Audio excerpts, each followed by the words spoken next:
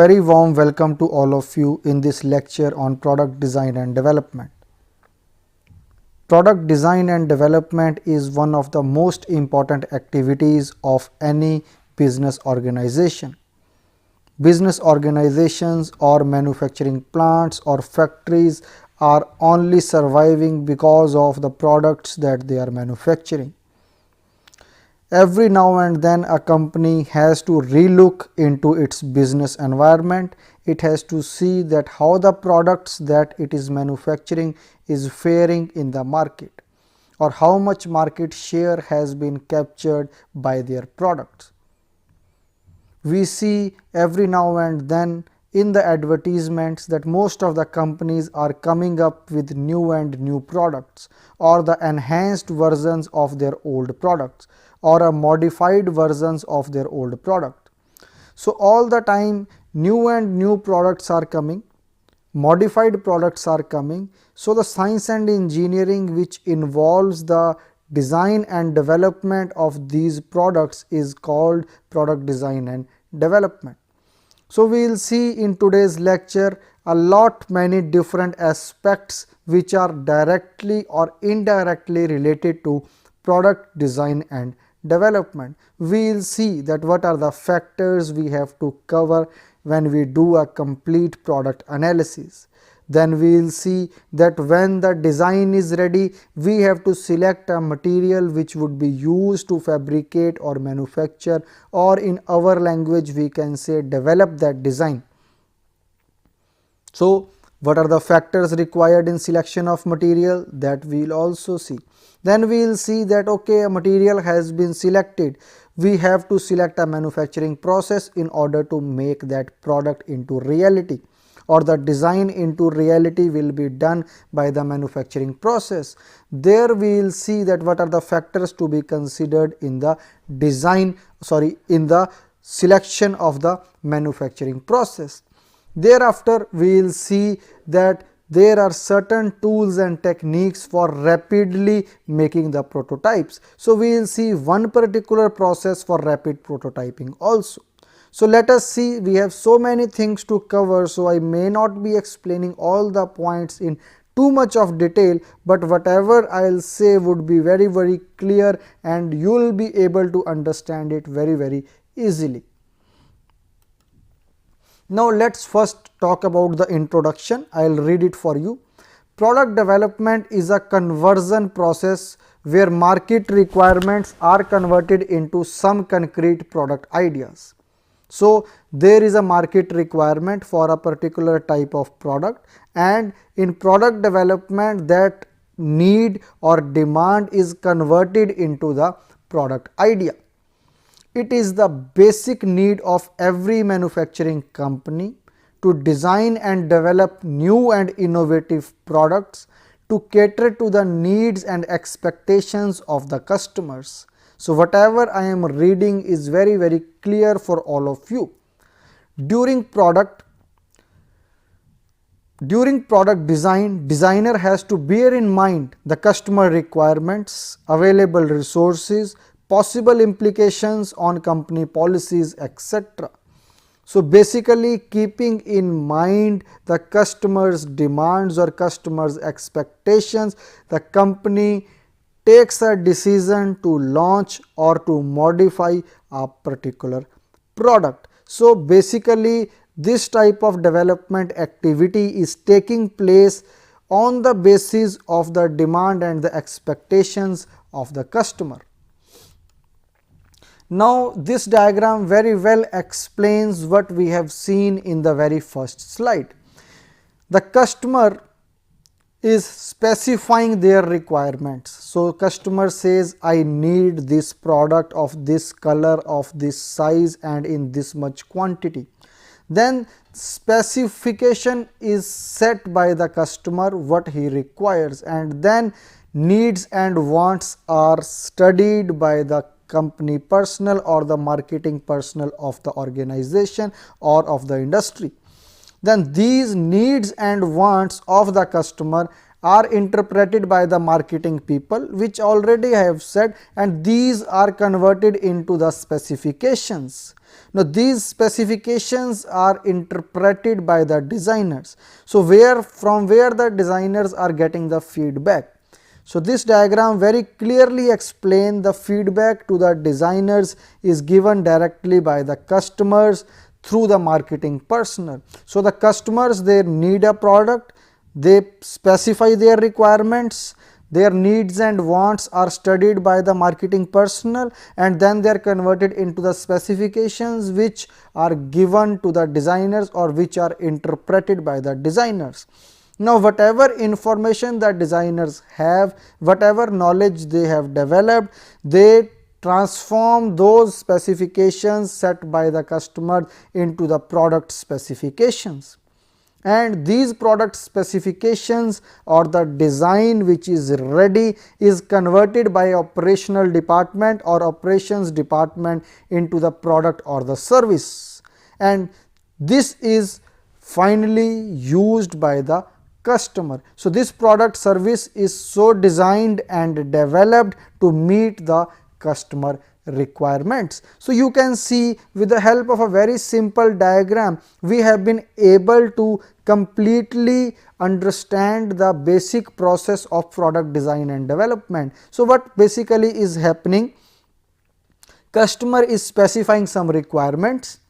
The designer is keeping those requirements in mind and he is designing the product, and when he is designing the product, he is specifying certain specifications for that product, and then that product according to those specifications is manufactured by the manufacturing people or at the manufacturing plant of the organization, and this product is then finally being used by the customer. But this seems to be very simple, but this is a very risky business. Why this is risky business?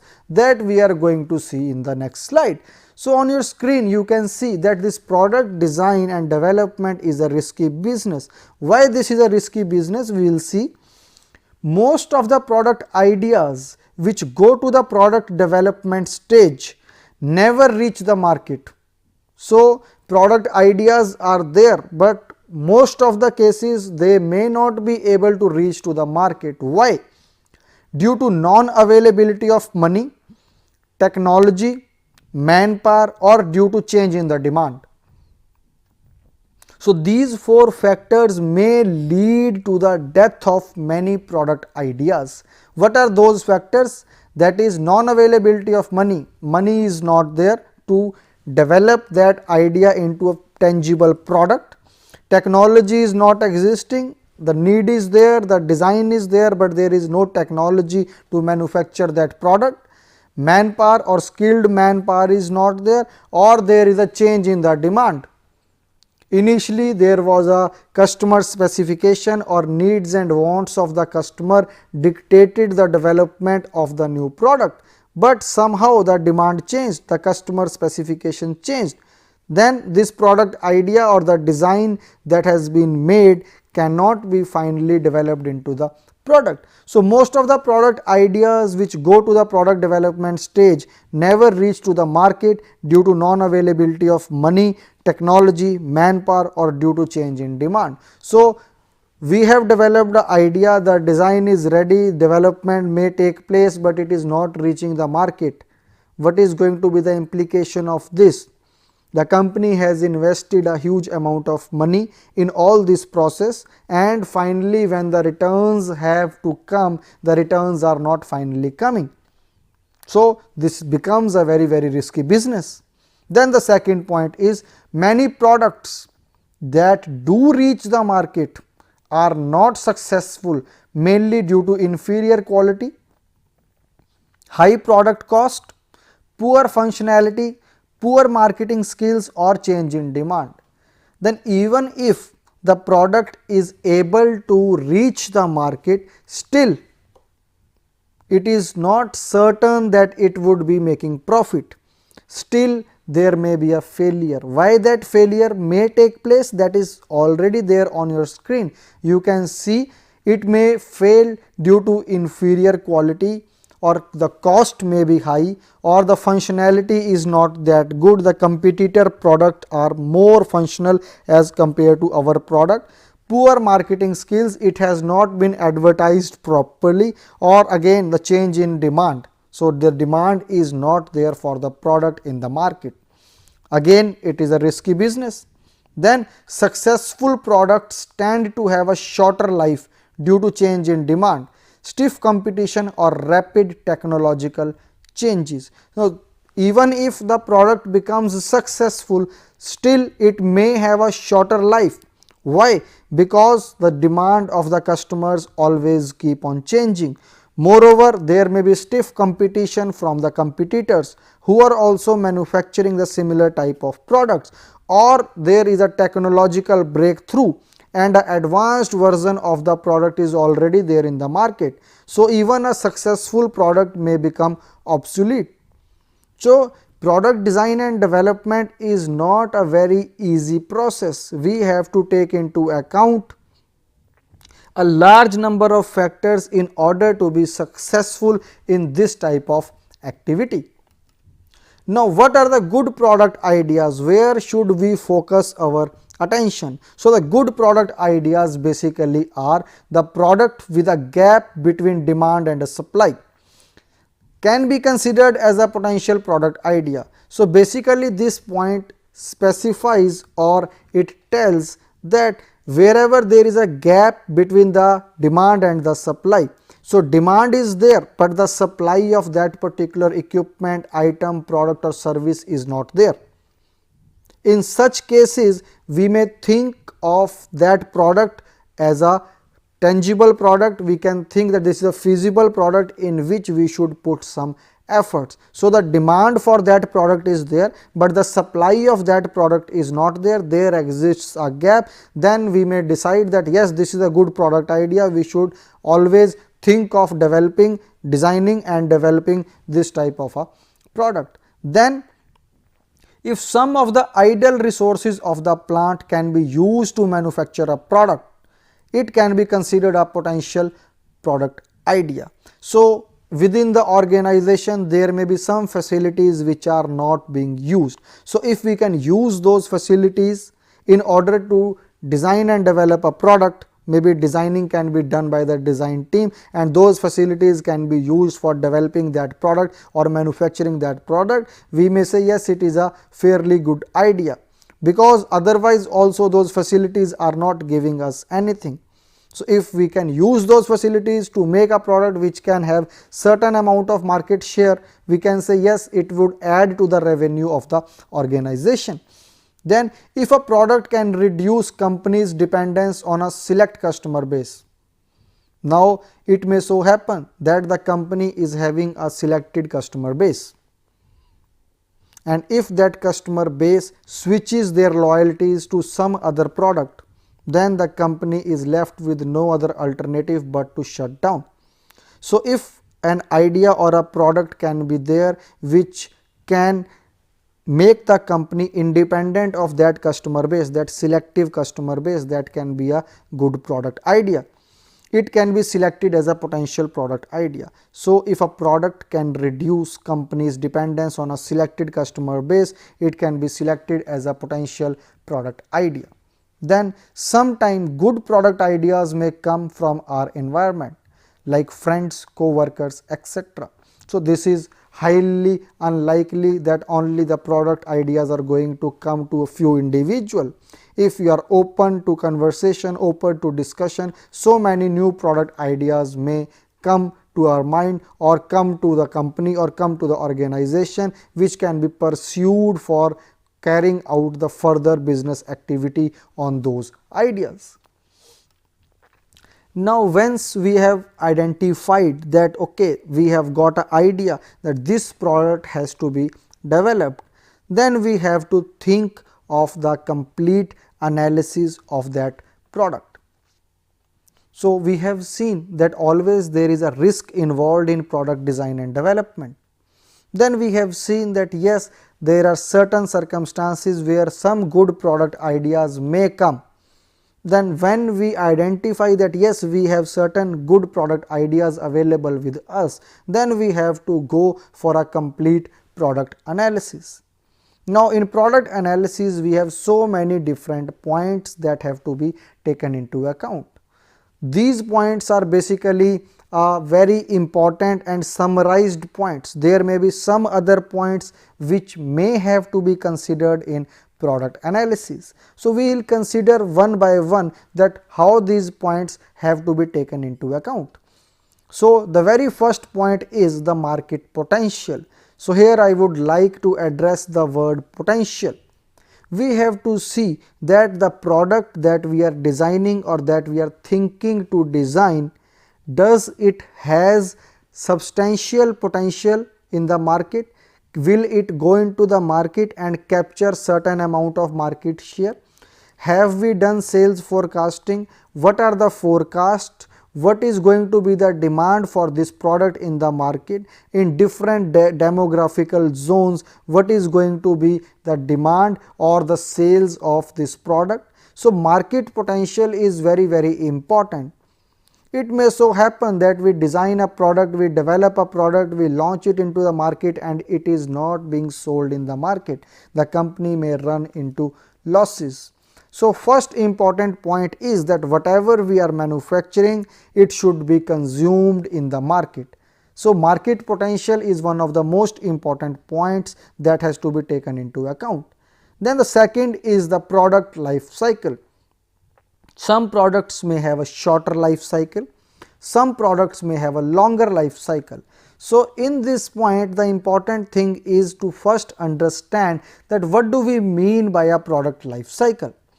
Now on your screen you can see this is a product life cycle, which shows that the demand or the sales volume varies with time. On x axis we have time, on y axis we have the demand or the sales volume. So demand and sales volume is varying with time in this particular fashion. We have different phases. First phase is the introduction phase, second phase is the growth phase, third phase is the maturity phase, and fourth phase is the decline phase. Now when the product is launched into the market or introduced into the market, there is a sudden increase in the demand. Then in the growth phase also the demand or the sales volume increases. Then comes the maturity phase, in which the demand becomes more or less stagnant or the saturation point is reached. This saturation point may be reached because of stiff competition by the competitors or by the launch of certain new technologically higher level products by the competitors. So we reach to a level of maturity, and finally the decline phase, where the demand decreases or declines with the passage of time, or we can say this is the death of the product. So here we have the introduction of the product in the market, here we have the death of the product. So each and every company would like to keep most of its products, if it is producing a variety of products, in the introduction or the growth phase only, because here the demand is increasing. As soon as a company has all its products at this particular time or this particular time scale, it has to seriously think of redesigning or launching new products into the market, because its products are at that stage of their product life cycles where they are going to die or their demand is going to decrease. So we can see that the product life cycle is very important. We have to take into account the product life cycle of the product, that whenever this product would be designed and developed, what is going to be the product life cycle of this particular product, whether it would be a shorter product life or it would be a longer product life cycle, and according to that we have to do the analysis. Then the third important point is the competition. Here we have to take into account that the product that we are developing, how it fares or it competes with the products which are already there in the market. What is the functionality of those products? What is the cost of those products? What is the quality of those products? And then we will compare the design that we have made, that we are going to launch into the market, with the competitors' products. And if we feel that our product is better than the product of the competitors, then only we should carry forward our product design and development activity. Then the fourth point is the customer needs. A company always have to take a decision that according to the customer needs, it may have to produce a large variety of products, because every customer for a same product would have different specifications. Somebody would like certain sizes, certain colors or certain shapes. Some other customer may have his own specifications. So a company always have to adopt a policy that whether they are going to satisfy each and every demand or each and every want of the customer, or they are going to focus on certain standardized items or products, and then with aggressive marketing they are going to tell the customer that this is what we have got for you and this is the best product for you. So customers' needs also have to be taken into account whenever we are thinking of a new product or a modified product design and development. If we say that we are going to take into account the customer's need in a detailed manner, each and every customer's need would be taken into account. The variety of the products that the company has to make would be very high, or it may reach to an infinite value, and then the production activity would become very complex. So a company policy is very important, taking into account the customer need, that whether they are going to provide the customer with what he wants, or whether they are going to tell the customer that what is good for him. Similarly, the operational aspect of the product should also be taken into account. Sometimes it so happens that the actual operation time is considerably less than the setup time and the cleaning time. So we have to design and develop the product in such a manner so that the operational time is a substantial amount of the total cycle time. So the operation should also be very simple, foolproof of operation should be there. So this aspect also has to be taken into account while we do the product analysis. Similarly, the durability and dependability aspects also have to be taken into account in product analysis. Now, durability and dependability are very simple words. Now, durable means that product should be able to perform satisfactorily for the period for which it has been designed. And dependability, in very simple terms, it means that a product should be able to perform its function whenever it is called upon to do so. So these aspects of product should also be taken into account, that it should be a durable product, it should be a dependable product. But the most important analysis that has to be done related to the product is the functionality analysis. So from functionality analysis point of view, always the focus is to improve the functionality of the product, but the cost should not increase, or we want to keep the functions of the product constant, but we want to reduce the cost. So very important term in case of doing the functional analysis of the product is value engineering. So we are going to briefly discuss that what is the meaning of value engineering and how it fits into the product design and development. Now, what is the concept of value engineering? The purpose of value analysis or value engineering is to improve the quality of the product while maintaining or reducing its cost. So from quality we can say functionality is also one of the aspects of quality. So improve the functionality of the product while maintaining or reducing its cost. So in short, to get more for less. So we want more functionality, more value of the product, but at a considerably lesser price. So all the material qualities and operations that are duplicated should be done away with in order to reduce the unnecessary cost. So how we are going to do value engineering to a product? We would focus on the areas or operations or materials where we are unnecessarily spending the money, and we would try to address those particular areas and would like to minimize our investment in those areas.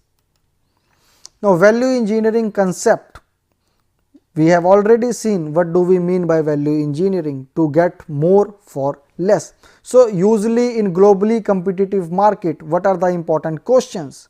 How companies are able to launch a new product with upgraded quality at a lower price. So we have been seeing this thing. If we take an example of a mobile phone, the costs usually reduce or the price usually reduces. We have seen that a product is launched in the market, after 6 months its price falls. Why this is happening? How companies are able to launch a new product with upgraded quality but at a lower price? Are these companies selling at loss? So no company would be selling at loss. Each and every company would like to make as much profit as possible. Or are they manipulating with the quality and performance of the product? No. The answer to the last question is no, or the last two question is no. So what are the last two questions? Are the companies selling at loss? No. No company is selling at loss. Similarly, they are also not manipulating with the quality and performance of the product. So what is happening is that the companies are launching new products in the market, but the rate is reducing. How the rate is reducing, that we will see when we understand value engineering.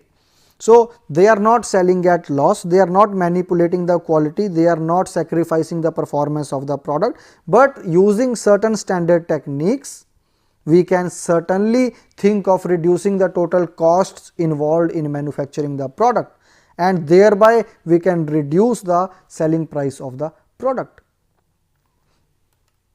What is value engineering basically? Is it cost reduction?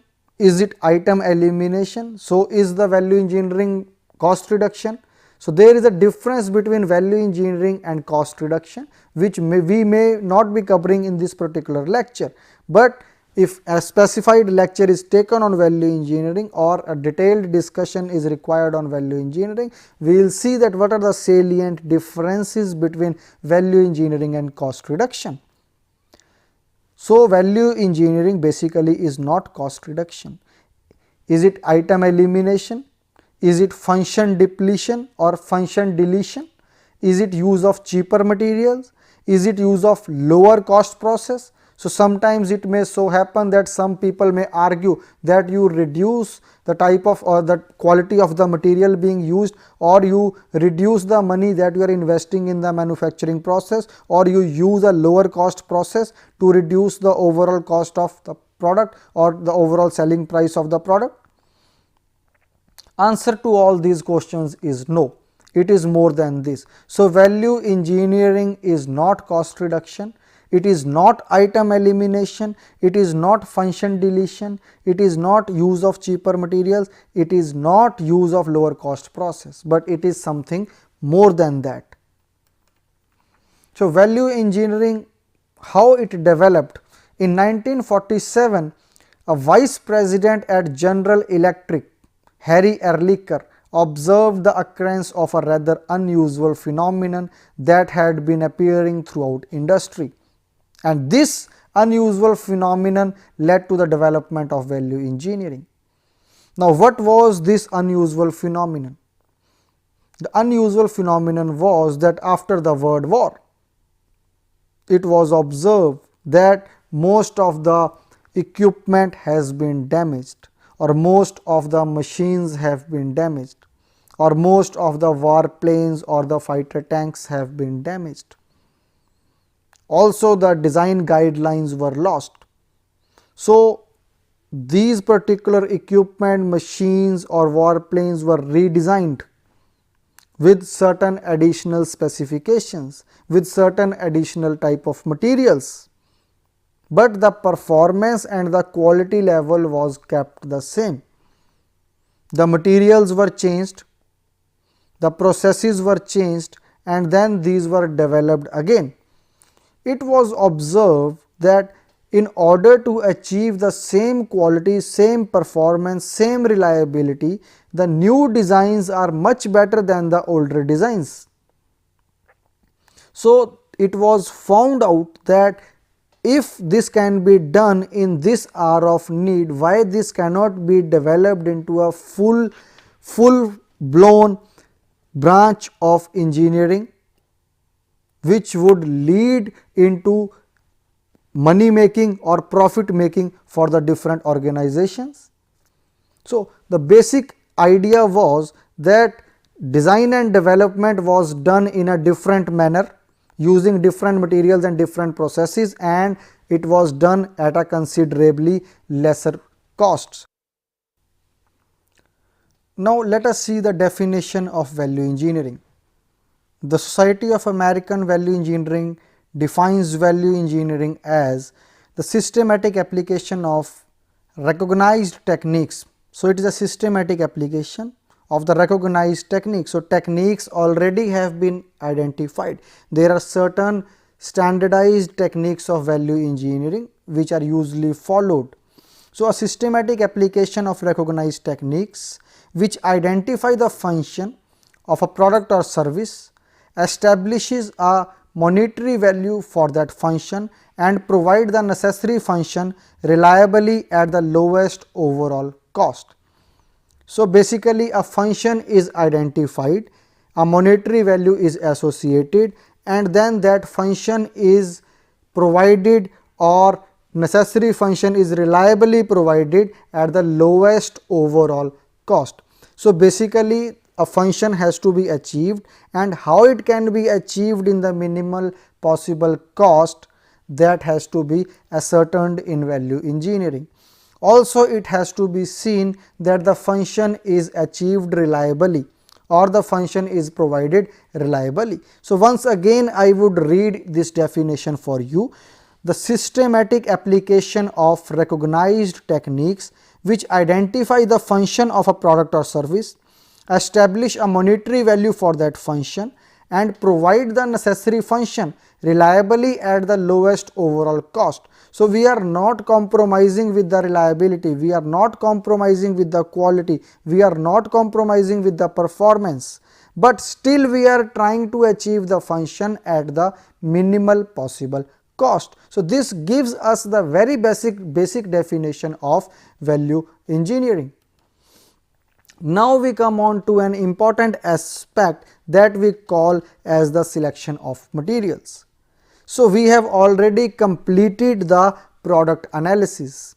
In product analysis, we have seen that we have to take into account so many different factors. What were those factors? Just to summarize, we have seen the market potential, customer needs, dependability and durability, functionality, and there were some other factors that we have considered. So, we have done a complete analysis of the product, and now we know that yes, this product has to be manufactured. Whenever a design is being completed, we have to specify the materials which would be used to make that design, or to produce that design, or to develop that design. So, whenever we have to select a particular material, we have to consider a large number of factors. Now, what are those factors that are considered in the optimal selection of materials that we are going to cover now? An ever increasing variety of materials. So, variety you can see has been highlighted. Large number of type of materials or large number of materials are available, out of which we can choose the most optimal material for our product. So, an ever increasing variety of materials are now available. Large number of materials are available. Even new inventions and discoveries are taking place in the field of materials science and engineering. So, a large or ever increasing variety of materials are now available, each having its own characteristics. Each and every material will have its own characteristics. It will have its application areas, advantages and limitations. Now, so many different materials are available, out of which we can develop our product. Each and every material will have its own characteristics, advantages, limitations and application areas. So, we have to make a judicious selection, thus which material we have to use in our product or in the development of our product. So, the challenge is to select the optimal material according to the requirement. Now, the product is being developed for a particular requirement. Suppose a product is being developed for underwater applications, then the material would be selected accordingly. If a product is being developed for aerospace applications, then the material would be selected accordingly. So, each and every material will have its own characteristics, advantages, limitations and application areas. So, what are the different types of materials, out of which we can choose a specific material for our product, that we are going to see now. So, the variety of materials are, we may choose from ferrous materials or ferrous metals. We may have non-ferrous metals like aluminum, magnesium, copper, nickel, titanium. We may choose from plastics, we may go for thermoplastics, we may go for thermosets as well. We may go for ceramics and diamond. Also, we can choose composite materials which are being widely used these days, or we can go for nanomaterials or shape memory alloys. Also, there are many other type of materials which are not there in this particular list, which are being used widely in one or the other application areas. So, we can see that the list is very long. We have a variety of materials at hand. Now, we have to see the product that we are designing and that we are planning to launch into the market. What are the specific requirements of that particular product? Now, according to the specific requirements, we will choose the most optimal material for that particular product. But there are certain factors which would help us in this judicious selection. So, let us see which are those factors which are going to guide us or which are going to help us in making our selection. Now, the factors that are considered in selection of an appropriate or optimal material for the product are mechanical, physical and chemical properties. Each and every material would have certain distinctive mechanical, physical and chemical properties. So, all these properties have to be considered in detail, or exhaustive examination of these properties have to be done whenever a particular material is being used for the product. For each and every material, these properties would be varying. Now, we have to see what are the requirement, which are the properties that are matching to that requirement, and then we would be selecting that particular material. Then we come on to the next point, that is the manufacturing properties. These properties also have to be seen, that if we are specifying a particular material for a particular product, then is the manufacturing of that material easy or it is difficult, or we can also go to the extent of saying that whether it is possible or not. So, the manufacturing properties of the materials also have to be ascertained. Then we have seen that mechanical, physical and chemical properties guide us in a right direction for selecting a material. Manufacturing properties of the material also help us guide us in the right direction of the optimal selection of the material. Then cost and availability issues also have to be looked into. Sometimes the designers may be specifying a material which is not available in our country. Then what is going to happen? We are not having material availability. We may not be able to launch the product well in time. Similarly, the appearance is also very important.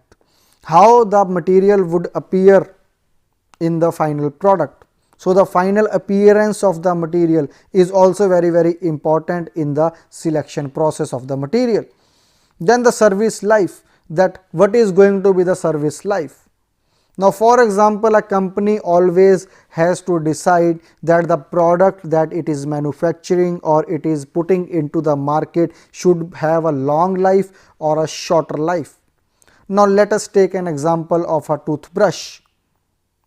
If a company makes a toothbrush and the bristles are having infinite life, then nobody is going to go again and buy a brush. A brush once you have bought, or a toothbrush once you have bought, its life can be more than your life. So, no company would like to use such type of materials whose life is so long. Why? Because it is not creating business opportunities for the company. So, we have to see what is the service life of the product. So, the service life of the materials which are going to make that product has to be seen. That if the life is more, the product would be in the market for a longer time. If the life is short, after certain amount of time, the product would be reused or the product would be re-required by the person who is using that product. So, service life is also equally important. Then the recycling aspects of the material are also gaining a lot of importance these days. So, we have to take into account the recycling aspects of the materials also. So, we have seen that so many factors have to be considered while selecting the most optimal material for our product. So, what are these factors? Just to summarize, we will just read it out. Mechanical, physical and chemical properties of the material, manufacturing properties of the material, cost and availability, appearance of the material, service life of the material out of which we are going to make the product, and the recycling of the material of which the product is going to be made up of. Now, what is the criteria for selecting? So many different materials would be satisfying these requirements. So, what is the criteria for selecting the most optimal material? Now, the criteria for selection is that the materials are primarily selected for their mechanical, physical and chemical properties to ensure proper functioning. So, the first criteria is that the material should satisfy the mechanical, physical and chemical properties, or it should satisfy these type of requirements, so that the product which is made out of that material functions properly. So, first criteria or the foremost criteria is the mechanical, physical and chemical properties of the material. When several materials are suitable, which I have already said, and when no other requirements are to be met, then the cheapest material is usually selected. So, then we go for the cost of the material. If all other requirements have been met, then the cost of the material is the final deciding point or the final decision variable which is going to guide us for selecting the most optimal material. So, till now we have seen that the product analysis is very important. So many factors have to be taken into account in order to carry forward or carry the product analysis. We have seen once the design is ready, we have to select the most optimal material. We have seen so many factors have to be taken into account for the judicious selection of the material for the product. Now, we are going to see that which manufacturing process should be used for manufacturing this product or the product that we are launching into the market. Material is also freezed. We know this material will be used for making the product. Now, the selection of the manufacturing process. The manufacturing process is selected primarily based on the following factors. Material of the product. Now, we have already decided that this is the material which would be used to make the product.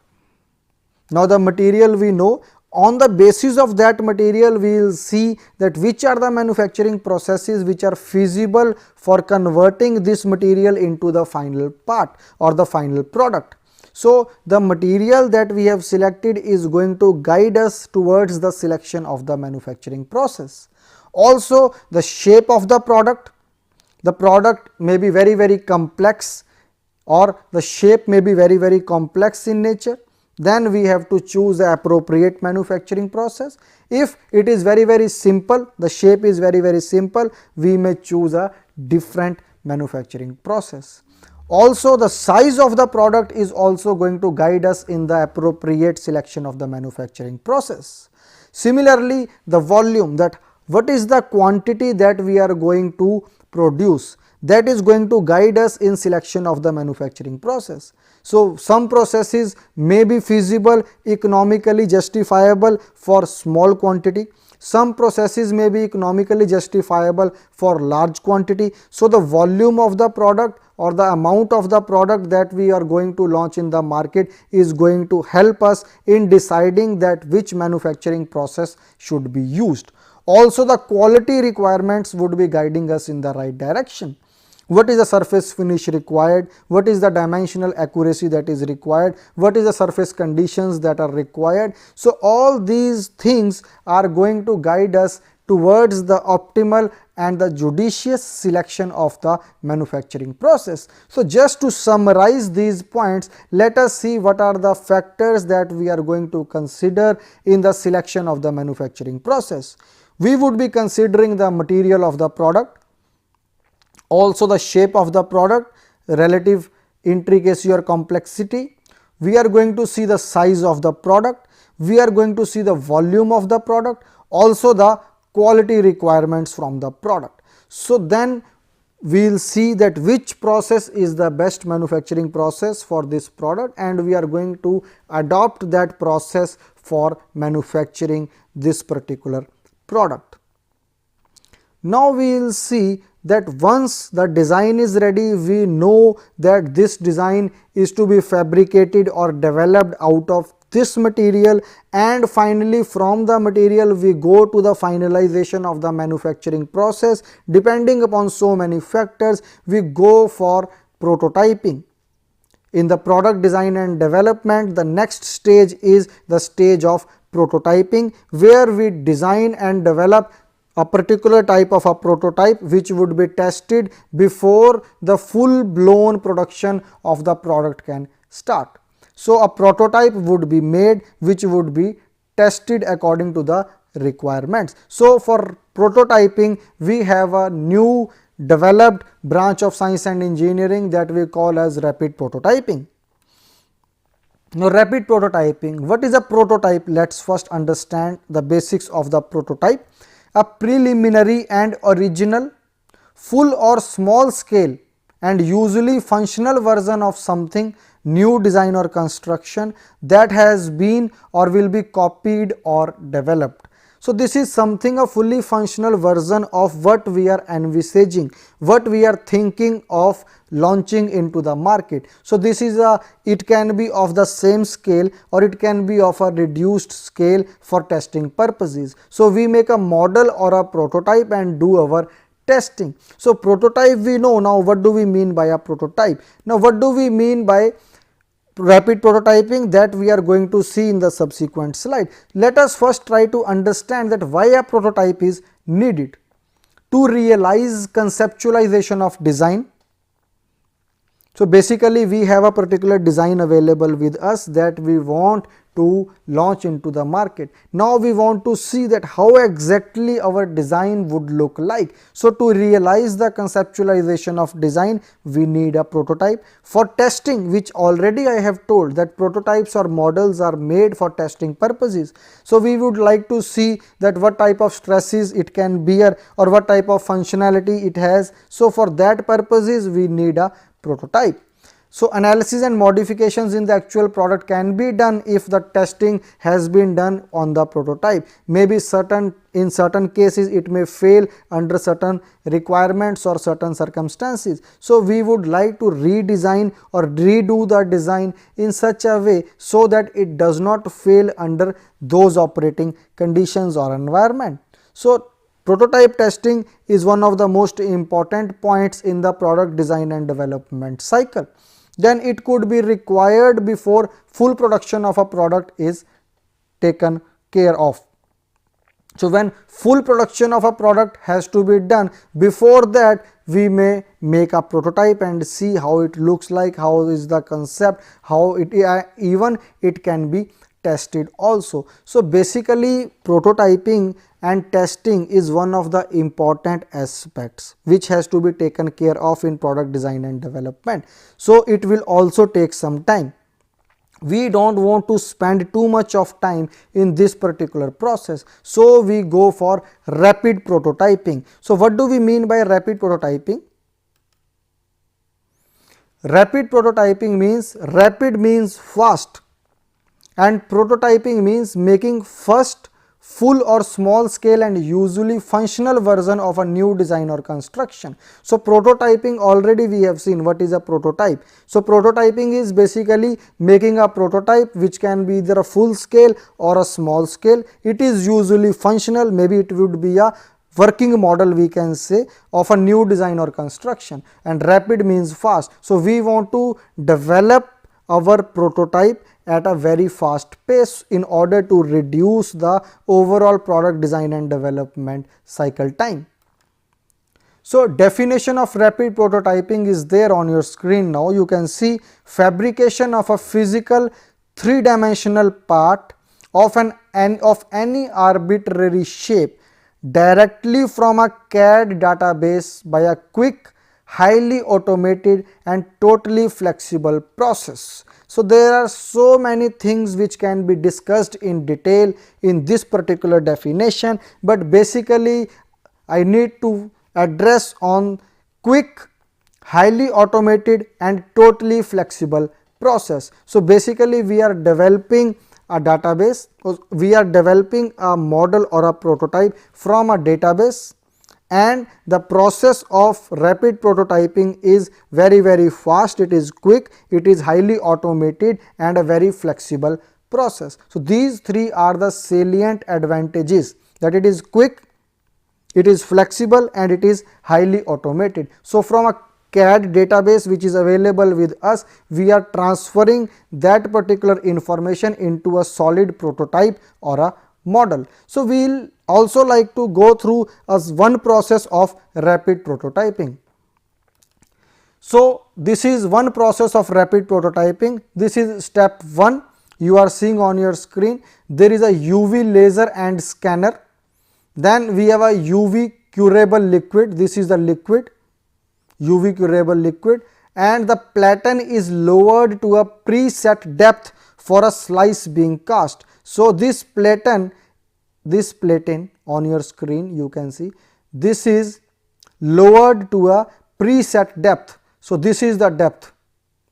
Some UV curable liquid is on top of the platen which has been lowered to a preset depth. Then this is the second point. Initial layer is polymerized by UV laser to form the bottom layer from the CAD image to the cast. So basically this is where the polymerization has taken place. Initial layer is polymerized. This is the initial layer which has been polymerized. So a UV laser is being used for polymerization process, and this is the liquid which is getting polymerized. So the platen would be lowered. We can see that this platen can have a movement.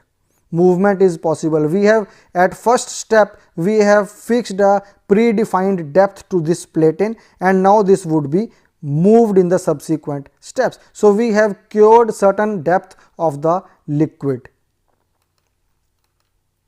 Now this is the third step. This is a cycle repetition. This would be moving down and this would again be polymerizing certain amount of liquid which is coming on top of the already polymerized liquid or already solidified liquid. So how this is moving, the movement of the UV laser would be according to the drawing that is there in the CAD database. So the drawing of the product or the rapid prototype that we want to develop is already existing in our computer system. From there the laser is being moved in that particular direction and the material or the photocurable material that is coming beneath the laser is getting polymerized. So we can see that this is a shape that we are getting and this movement is controlled by the computer and this goes up and down at a predefined depth. So cycle repetition is taking place and here we see this is the product that we are making. So it is a 2D image only, but we will get a 3-dimensional rapid prototype or a 3-dimensional model of the product that we want to launch in the market or that we want to develop. So the platen is continuously moving. You can see in the beginning it was here, now it has moved down as the liquid is getting polymerized. The cycle is repeated for each layer until the part is finished. So this is the finished part now which we needed to produce. So this is a prototype that we have developed which would be tested according to the requirements of the product and finally the full scale production of the product can start. Now we will see the procedure that we have followed in this rapid manufacturing or rapid prototyping process. Motion of laser beam selectively hardens the photopolymer in the areas corresponding to the first slice of the model. Then the first layer that has been solidified becomes the bottom layer of the model. So we have a predefined depth of the platen and the liquid which is on top of the platen gets solidified or polymerized and then it becomes the bottom layer for the subsequent polymerization of the liquid. So first layer solidified becomes the bottom layer of the model. The platen is again lowered into the vat by a precise distance and the laser draws the second layer on top of the first layer. So first layer was deposited in the first go or we can say in the first pass and then the platen is lowered, more liquid comes on top of it, this is already solidified. Now the laser moves and solidifies or polymerizes the liquid that has come on top of the first layer. So first layer, then second layer, and similarly layers will keep on adding on and we would be finally getting the final product. Then second layer adheres to the first because the depth of penetration of each pulse is greater than the thickness of the layer and hence over cures the prior layer. So the bonding between the two layers would take place because the depth of the penetration is more than the actual thickness of the layer. So the bottom layer will, the top portion of the bottom layer would get over cured and would bind with the second layer. Similarly, second layer would bind with the third layer and the layers would keep on binding with one another because the depth of penetration of each pulse is greater than the thickness of the layer that we are polymerizing or that we are curing. This process is repeated as many times as necessary to recreate the entire object layer by layer. So layer by layer the whole object would be produced. When completed, the platen is raised from the vat and the model is ready for removal of the support structure and for post curing. So once the structure we have got, we are going to take it out for post curing. So once the prototype is ready, this prototype would be tested and finally if the testing gives the adequate results, full blown production according to the manufacturing process that has been decided would be taken. So in today's lecture we have seen that product design and development is an important aspect of any business environment. Every now and then we see so many different products, new products, modified products coming into the market. It is a risky business. It is not very easy to design and develop the products, but we can very easily find out some good product ideas which can be translated into good business opportunities. Many factors have to be taken into account while selecting the materials for the product, while selecting the processes for the product or the manufacturing processes for the product.